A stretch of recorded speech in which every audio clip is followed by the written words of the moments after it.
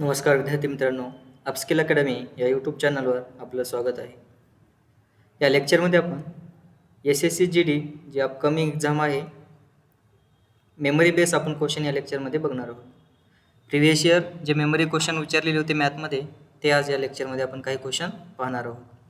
त्यातील पहिला क्वेश्चन आहे, a sum of 5000 gives simple interest of ₹500 in 2 years. What will be the rate of interest per annum? Simple इंटरेस्टचा question आहे. Principal दिलं आहे आपल्याला 5,000 रुपये. प्रिन्सिपल आहे 5,000 रुपये आणि ह्या 5,000वर 2 वर्षानंतर जे काही व्याज भेटणार आहे सिंपल इंटरेस्ट तो किती आहे? 500 रुपये आहे. आणि टाईम पिरियड आहे आपल्याकडे 2 year. तर त्यांनी विचारलं आहे रेट ऑफ इंटरेस्ट किती असेल, व्याजाचा दर काढायचा आहे. आपल्याला सिंपल इंटरेस्टचा फॉर्म्युला माहिती आहे. Simple interest is equals to PNR भागिले 100. तर या फॉर्म्युल्यामध्ये जर आपण व्हॅल्यू पुट केल्या तर हे आपल्याला आन्सर भेटणार आहे. पण एवढं करायचं गरज नाही. आपण इनलाईनमध्ये एका आन्सर काढूया. ज्यावेळेस रेट ऑफ इंटरेस्ट काढायचा असेल तर रेट ऑफ इंटरेस्ट कसा काढायचा? त्याला इंटरेस्टला प्रिन्सिपलनं डिव्हाइड करा, इंटू 100 करा, तुमचा रेट ऑफ इंटरेस्ट निघून जाईल. रेट ऑफ इंटरेस्ट कसा काढायचा? इंटरेस्ट म्हणजे simple interest divided by principal into 100. आता इंटरेस्ट किती आहे? 500 रुपये. आता 500 रुपयाचा इंटरेस्ट हा 2 वर्षाचा आहे आणि सिंपल इंटरेस्टची एक खासियत असते, सिंपल इंटरेस्ट दर इयरला सेम असतो. म्हणजे जेवढा इयर असेल प्रत्येक इयरला सिंपल इंटरेस्ट सेम असणार आहे. मग 2 वर्षाचा जर सिंपल इंटरेस्ट 500 रुपये असेल, याचा अर्थ पहिल्या वर्षी सिंपल इंटरेस्ट 250, दुसऱ्या वर्षी पण 250, असा टोटल 2 वर्षाचा इंटरेस्ट किती असणार आहे? 500. म्हणजे इंटरेस्टची व्हॅल्यू झाली 250 आणि व्याजा आपल्याला प्रिन्सिपल किती दिला आहे? तर प्रिन्सिपल आहे 5,000. 250 भागिले 5,000 इंटू 100, याहून आपल्याला रेट ऑफ इंटरेस्ट निघेल. हे शून्य कॅन्सल झालं. 100 वर्षे 2 शून्य आणि ह्या 500 वर्षे 2 शून्य कॅन्सल झाले. 5 1 5, 5 5 25. तर रेट ऑफ इंटरेस्ट व्याजाचा जो दर असणार आहे तो किती आहे? 5%. तर या पद्धतीने आपण सॉल्व करू शकतो. आन्सर असणार आहे ऑप्शन ए, 5%. नेक्स्ट क्वेश्चन बघू. हा क्वेश्चन टाईम अँड वर्कचा आहे. तर टाईम अँड वर्कमध्ये बघा, 40 men can complete a work in 20 days, then find 32 men can complete a work in how many days? Time and वर्कमध्ये आपल्याला मॅनडेजचा एक कन्सेप्ट आहे, MDH divided by work equals to M1 D1 H1 divided by W1 equals to M2 D2 H2 divided by W2. आपल्याला हा मॅनडेजचा एक concept एवढा लक्षात ठेवायचा आहे, फॉर्म्युला एक लक्षात ठेवायचा आहे. यामध्ये आपल्याला फक्त व्हॅल्यू पुट करायच्या. M म्हणजे नंबर ऑफ मेन असतील, चिल्ड्रन असतील, वुमन असतील. D means number of days, H means number of hours आणि W means work. M means काय असणार आहे? नंबर ऑफ मेन असतील. D म्हणजे नंबर ऑफ डेज असतील आणि H म्हणजे काय असणार आहे? तर नंबर ऑफ आवर्स असतील, नंबर ऑफ आवर्स. आणि W मीन्स वर्क. आपल्याला ह्याच्यामध्ये काय काय दिलं आहे? 40 men, Mची व्हॅल्यू माहिती आहे. तर 40 men can complete a work in 20 days. 40 manला 20 दिवस लागतात. तर क्वेश्चनमध्ये विचारलं आहे 32 manला किती दिवस लागतील? सॉल्व करू आपण. 4 कॅन्सल करा. 4 10 40, 4 8 32, 2 कॅन्सल होईल. 2 पंचे 10, 2 चौक 8, 4 1 4, 4 पंचे 20. तर 5 गुणिले 5 म्हणजेच किती? 25 दिवस लागतील. याचा अर्थ ऑप्शन नंबर. तर या पद्धतीने आपण करू शकतो. नेक्स्ट क्वेश्चन, हा पाईप अँड सिस्टमचा क्वेश्चन आहे. Tap M can fill a tank in 8 hours and tap N can fill the same tank in 10 hours. In how many hours both can fill the same tank? Tap M आहे तो एक tank fill करण्यासाठी 8 hours लागतात आणि जो N tap आहे त्याला fill करण्यासाठी 10 hours लागतात.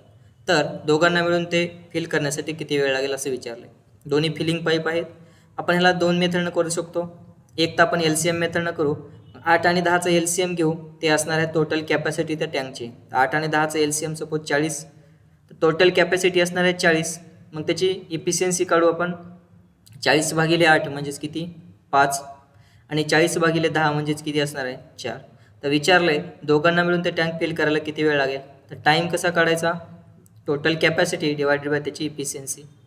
कॅपॅसिटी आहे 40 आणि दोघांची इफिशियन्सी 5 + 4 म्हणजेच 9. तर त्या दोघांना टाईम किती लागणार आहे? तर 40/9 hours. Option number C. Second आपण इन लाईनमध्येही करू शकतो. ज्यावेळेस दोघांचे आवर्स दिले असतील, डेज दिले असतील, त्यावेळेस बोथ द टाईम अँड वर्कमध्ये आपण पाहिलं होतं सेपरेट डेज दिले असतील आणि दोघांचे कंबाईन डेज विचारले असतील तर त्यावेळेस आपण वर दोघांच्या डेजचा गुणाकार करत होतो आणि दोघांच्या डेजची खाली ॲडिशन करत होतो. तर सेम इथं याच पद्धतीचा यूज करायचा आपल्याला. वरील दोघांचा गुणाकार करा 8 गुणिले 10 आणि दोघांची खाली ॲडिशन करा 10 + 8 18.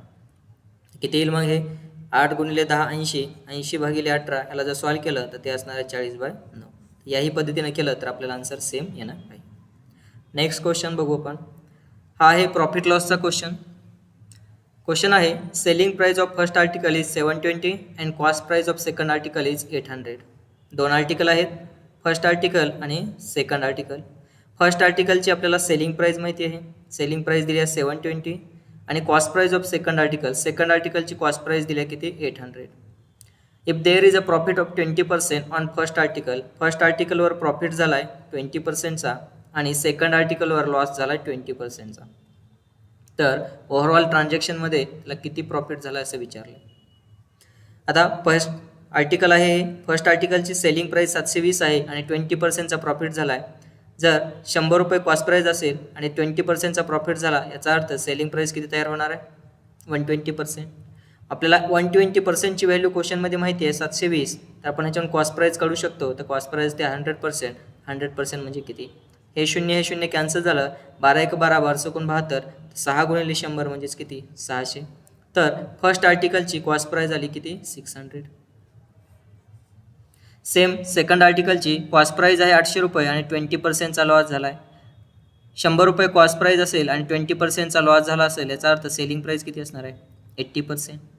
मग आपल्याला कॉस्ट प्राइस माहिती आहे, सेलिंग प्राइस काढू शकतो, म्हणजे 80%ची व्हॅल्यू काढायच्या. दिल्या कशाची कॉस्ट प्राइसची, म्हणजे 100%ची व्हॅल्यू दिल्या. तर 100% म्हणजे जर 800 असेल तर 80% म्हणजे किती, तर हे 2 शून्य कटले, हे 2 शून्य कटले, 80 गुणिले 8 8 8 64 640. त्याच्याहून सेलिंग प्राइस भेटेल आपल्याला सेकंड आर्टिकलची, ते असणार आहे 640. तर आपल्याला ओव्हरऑल प्रॉफिट विचारला आहे. मग फर्स्ट आर्टिकलची कॉस्ट प्राइस आहे 600 आणि सेकंड आर्टिकलची कॉस्ट प्राइस आहे 800. तर टोटल कॉस्ट प्राइस किती झाली 8 आणि 6 14 1400. टोटल कॉस्ट प्राइस आहे 1400. टोटल सेलिंग प्राइस, फर्स्ट आर्टिकलची सेलिंग प्राइस आहे 720 आणि सेकंड आर्टिकलची सेलिंग प्राइस आहे 640. तर किती येईल, हे 0, 4 आणि 2 6, 7 आणि 6 13. इथे लॉस होणार आहे, प्रॉफिट होणार नाही, इथे लॉस होईल. मग आता टोटल कॉस्ट प्राइस किती झाली, टोटल कॉस्ट प्राइस आहे 1400. टोटल कॉस्ट प्राइस किती झाली 1400 आणि टोटल सेलिंग प्राइस किती झाली, पहिलीची सेलिंग प्राइस होती 720 आणि सेकंडची सेलिंग प्राइस 640. तर सेलिंग प्राइस झाली 1360. याचा अर्थ लॉस होणार आहे, तर तो लॉस किती होईल 1400 - 1360 म्हणजेच किती, तर 40 रुपयाचा लॉस होणार आहे. ओके, तर आन्सर असणार आहे ऑप्शन नंबर फर्स्ट. इथे करेक्शन आहे, टोटल प्रॉफिट नाही तर त्या व्यवहारामध्ये काय होणार आहे तर लॉस होणार आहे. ओके, नेक्स्ट हा ॲव्हरेज स्पीडचा क्वेश्चन आहे. ॲव्हरेज स्पीडमध्ये 2 टाईपचे क्वेश्चन असणार आहेत. ज्यावेळेस डिस्टन्स कॉन्स्टंट असेल आणि डिस्टन्स कॉन्स्टंट नसेल तर. जर डिस्टन्स कॉन्स्टंट असेल तर ॲव्हरेज स्पीडचा एक फॉर्म्युला आहे 2 × S1 S2 divided by S1 + S2. जर ॲव्हरेज स्पीड म्हणजे डिस्टन्स कॉन्स्टंट असेल तर ॲव्हरेज स्पीड काढत असताना वरी दोघांचा गुणाकार × 2 डिवायडेड बाय S1 + S2. जर डिस्टन्स कॉन्स्टंट नसेल त्यावेळेस ॲव्हरेज स्पीड कशी काढतो आपण, तर average speed equals to total distance divided by total time. Total डिस्टन्सला टोटल टाईमने डिवाइड केलं आपल्याला ॲव्हरेज स्पीड भेटत असते. मग आता इथं काय दिलं आहे, महेश कव्हर्स 20 किलोमीटर आणि 25 kilometre distance in 4 & 5 hours respectively. What is the average speed of whole journey. Distance constant नाही, आपल्याला सेकंड फॉर्म्युला यूज करावं लागेल. टोटल डिस्टन्स किती आहे, पहिले 20 किलोमीटर, नेक्स्ट 25 किलोमीटर, तर टोटल डिस्टन्स झालं 45 किलोमीटर आणि टोटल टाईम 4 hours आणि 5 hours म्हणजेच 9 hours. तर 45 भागिले 9 म्हणजेच 9 × 5 = 45. तर ॲव्हरेज स्पीड असणार आहे 5 km/h. Option number first. Next profit लॉसचा क्वेश्चन आहे. A shopkeeper sells a mobile phone at a discount of 20%. If he gives a discount of 25%, then he earns 500 less. What is the mark price of mobile phones. स्टार्टिंगला discount दिलं होतं किती 20%चं. Next time discount थोडं वाढवलं, increase केलं discount. Next discount आहे 25%चं. ज्यावेळेस discount extra दिलं त्यावेळेस ती वस्तू 500 रुपये कमी रुपयाला भेटली. मग ह्या डिस्काउंटमध्ये कितीचा फरक आहे तर 5%चा फरक आहे आणि आपल्याला रुपीजमध्ये कितीचा फरक सांगितला आहे तर 500चा फरक सांगितला आहे. याचा अर्थ 5%ची व्हॅल्यू जर 500 असेल तर विचारल्या मार्क प्राईज किती असेल तर मार्क प्राईज असते 100%. तर 100% म्हणजे किती ते किती होणार आहे 5 1 5 5 1 5 100 गुणिले 100 म्हणजेच 10,000. याचा अर्थ त्या मोबाईलची मार्क प्राईज किती असणार आहे तर ते असणार आहे 10,000. Next question. If m is 20% more than n, then n is how much percent less than m? पर्सेंटेजचा क्वेश्चन आहे. m आणि n दोघं जण आहेत. m ची जी m आहे तो 20% जास्त आहे n पेक्षा. 20% फ्रॅक्शनमध्ये कन्वर्ट केलं तर 1/5 असणार आहे. जर n ची व्हॅल्यू 5 असेल तर m हा 20% जास्त आहे म्हणजे 1 जास्त आहे. याचा अर्थ m ची व्हॅल्यू किती असणार आहे 6. तर क्वेश्चनमध्ये विचारलं आहे then n is how much percent less than m. n ची व्हॅल्यू m पेक्षा कितीनं लेस आहे 1 लेस आहे. कुणापेक्षा लेस दॅन m पेक्षा. तर m ची व्हॅल्यू आहे 6 तर 1/6 इंटू 100 मीन्स 16.667 अप्रॉक्समध्ये येईल ए. तर n ची जी व्हॅल्यू आहे ती m पेक्षा 16.66% लहान असेल. Next. M, N and O invest a sum in ratio 5, 4, 3 respectively. If they earn a total profit of 18,000 at the end of year, then what is the total share of M and N together? 3 व्यक्ती आहेत M, N आणि O. या 3 व्यक्तीमध्ये त्यांचा ratio दिला आहे 5, 4 आणि 3 आणि जो काय टोटल प्रॉफिट असणार आहे ह्या तिघांना मिळून तो होणार आहे at the end of year किती आहे 18,000. रेशोमध्ये टोटल किती आहे आपल्याकडे 5 आणि 4 9 आणि 3 12. तर 12 म्हणजे जर 18,000 असेल तर 1 म्हणजे किती येईल 12 1 12 6 60 वर झाले 12 पंचे 60 1 म्हणजे 1500. तर विचारले कोणाचा शेअर m आणि n चा शेअर विचारला. mचा किती आहे 5 nचा आहे 4 तर 5 + 4 9 म्हणजे किती तर 15 9 35 म्हणजेच टोटल किती असणार आहे तर 13,500. Option number first. Next question. Mark price of an article is 50% more than its cost price. If article is sold at profit of 20%, then what will be the discount percent? 3 value आहेत. एक cost price आहे, एक selling price आहे आणि एक mark price आहे. Mark price आहे ती 50% जास्त आहे कॉस्ट प्राइसपेक्षा. जर कॉस्ट प्राइस 100 पकडली तर मार्क प्राइस 50% जास्त म्हणजेच मार्क प्राइस असणार आहे 150. आणि आर्टिकल 20%चा प्रॉफिट झाला आहे. जर 100 रुपयाची वस्तू 20%च्या प्रॉफिटनं सेल केली त्याचा अर्थ सेलिंग प्राईस असणार 120. आपल्याला मग डिस्काउंट विचारलं आहे तर डिस्काउंट कसं काढतो आपण mark price minus selling price divided bye mark price into 100. Mark price आहे 150 रुपये, सेलिंग प्राईस आहे 120 रुपये डिवायडेड बाय मार्क प्राईस आहे 150 इंटू 100.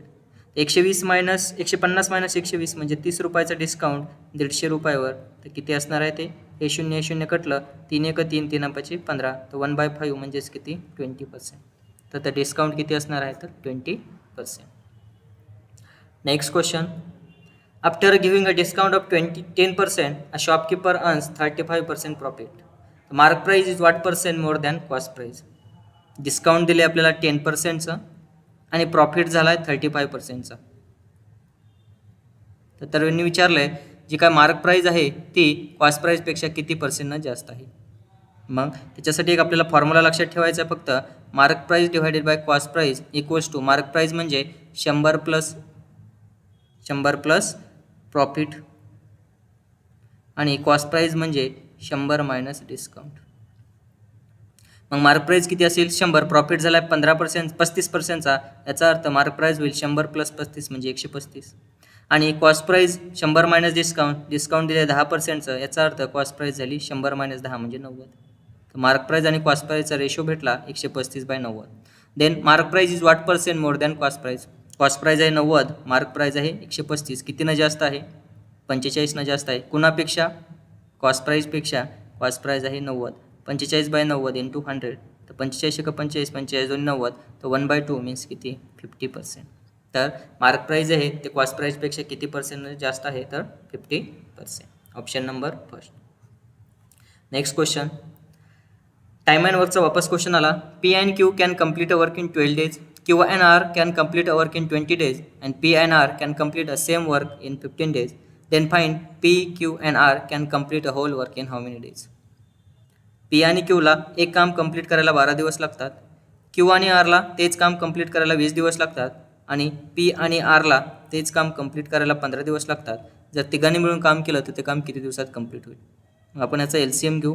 12, 20, 15चा LCM असणार आहे 60. ते टोटल वर्क झालं आपलं किती 60. मग त्यांची पर डेची इफिशियन्सी काढू आपण. 60 वर्क कंप्लीट करायला 12 दिवस लागतात पी आणि क्यूला, तर पर डेची इफिशियन्सी त्यांची असणार आहे 5. 60 युनिट काम करायला क्यू आणि आरला 20 दिवस लागतात, तर त्यांची पर डेची इफिशियन्सी असणार आहे 3. आणि 60 युनिट काम करायला पी आणि आरला 15 दिवस लागतात, तर त्यांची पर डेची इफिशियन्सी असणार आहे 4. आता प्रत्येक जण इथं 2-2 वेळेस आहे, त्याच्यामुळं आपल्याला काय करावं लागेल, त्यांच्या इफिशियन्सीला 2ने डिवाईड करावं लागेल. कारण 2P + 2Q + 2R = total efficiency 5 आणि 3 8 आणि 4 12. जर ह्याच्यातून 2 कॉमन काढलं तर P + Q + R = 12/2, म्हणजेच त्यांची इफिशियन्सी भेटणार आहे तिघांची आपल्याला किती 6. तर तेच विचारले आपल्याला तिघांना ते काम कंप्लीट करायला किती वेळ लागेल. टोटल काम आहे 60 युनिट, कुणाला करायचे तिघांना, तर 6च्या इफिशियन्सीनं तिघांना ते काम कंप्लीट करायला किती दिवस लागतील, तर 10 दिवस लागतील. Option number B. Next, if A/B is 8/5, B/C is 10/6, then what is the ratio of A, B, C? A, B आणि C चा रेशो विचारला. रेशो कंबाईन करायचा आपल्याला फक्त. A आणि B चा रेशो दिला आहे 8:5. 8:5 इथं माहीत नाही. आणि B आणि C ची व्हॅल्यू दिली आहे. Bचं किती आहे 10, C ची व्हॅल्यू आहे 6. आता हे रिकाम्या प्लेसला फक्त शेजारी नंबर शिफ्ट करा. 10 इथं शिफ्ट करा, इथं प्लेस रिकामी आहे, त्याचा शेजारी नंबर 5 शिफ्ट करा. नंतर मल्टिप्लिकेशन करा फक्त. 10 × 8 80, 10 × 5 50, 5 × 6 30. हे 0 हे 0 हे 0 कॅन्सल झालं, म्हणजे फायनल रेशो असणार आहे 8/5/3. 8/5/3. Option number B. Next question. या पद्धतीनं आपण याच्यामध्ये 12 क्वेश्चन पाहिलेले आहेत. तर नेक्स्ट लेक्चरमध्ये आपण अजून काही मॅथ आणि रिझनिंगचे दोन्ही क्वेश्चन पाहणार आहोत. धन्यवाद.